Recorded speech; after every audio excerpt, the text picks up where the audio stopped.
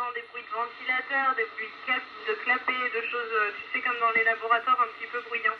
Et du coup, ça veut dire que quand on entend de la musique, il y a toujours un petit bruit de fond du laboratoire. Over.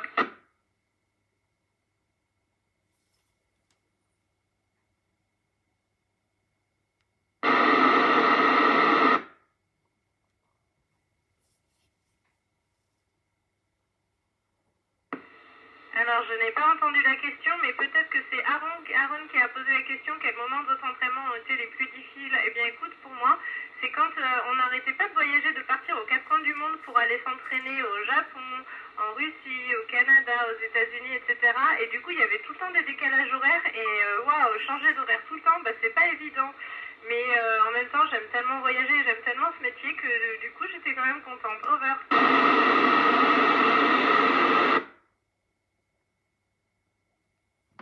Bonjour Adrien, l'atmosphère est recyclée en permanence par un système de recyclage de l'air et en fait quand on a besoin de compléter l'oxygène de la Station Spatiale Internationale, on a des réservoirs, des grands réservoirs qui font à peu près la taille de 10 ballons de foot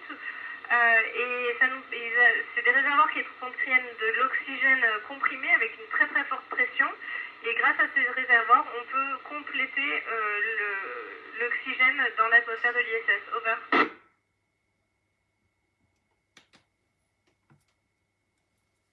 Buona l'antenne. Allez dedans. Bonjour, eh ben écoute, en réalité on n'a pas vraiment l'utilisation de l'IA ici, on a des systèmes qui fonctionnent avec certes des algorithmes et on ne se prive pas d'avoir des algorithmes très intelligents, mais en vrai l'IA, c'est que quand on va sur internet qu'on peut l'avoir et encore parce qu'on n'a pas, on l'utilise pas complètement. Donc moi je pense qu'elle ne remplacera pas les astronautes parce que ce que je vois ici c'est qu'il y a très souvent quand même besoin de faire des actions mécaniques, ouvrir des vases, des clapets, etc. Et puis surtout, l'espace c'est un milieu tellement compliqué et complexe que parfois les choses tombent en panne et c'est pas comme sur Terre en fait. Donc il y aura toujours des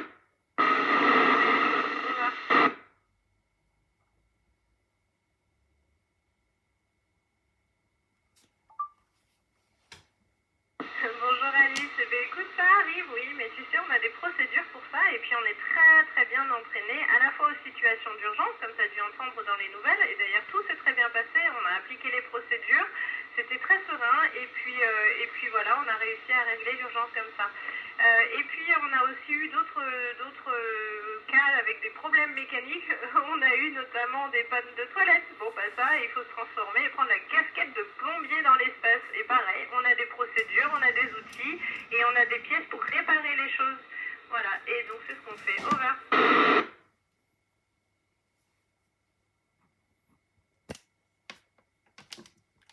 Bonjour Eline, écoute, la Terre elle est tellement magnifique, c'est difficile à décrire tellement c'est beau, mais si j'essaye de décrire un peu ce que ça fait en tant que ressenti, imagine un jour t'es devant un superbe lever ou coucher de soleil et juste tu regardes et tu dis waouh, c'est ça que ça fait quand on regarde la Terre depuis la coupole.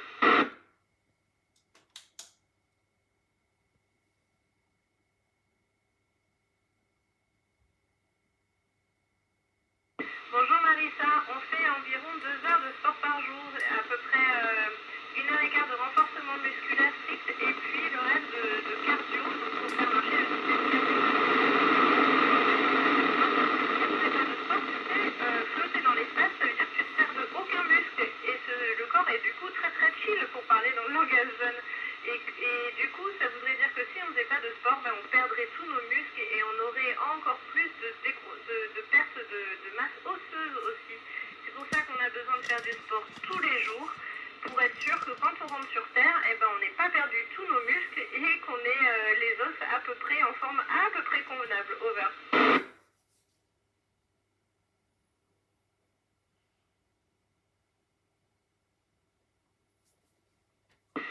Bonjour Alex, en fait, observer les étoiles de manière générale et tout ce qui est dans l'espace, c'est beaucoup plus facile effectivement parce qu'on n'a pas d'une part la pollution lumineuse et d'autre part l'atmosphère qui bloque la luminosité.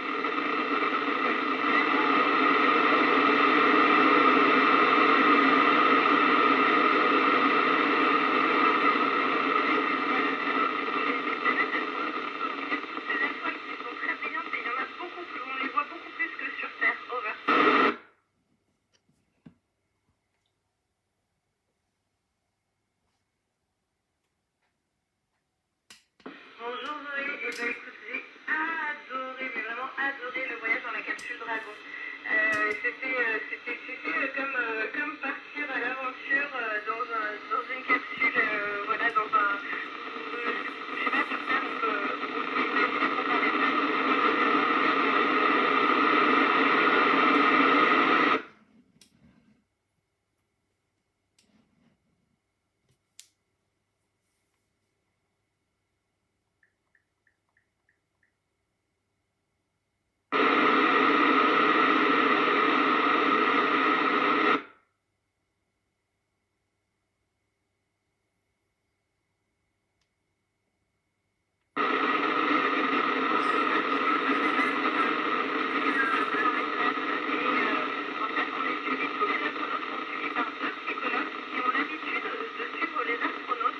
Je sais pas sur Terre, on peut imaginer qu'on parlait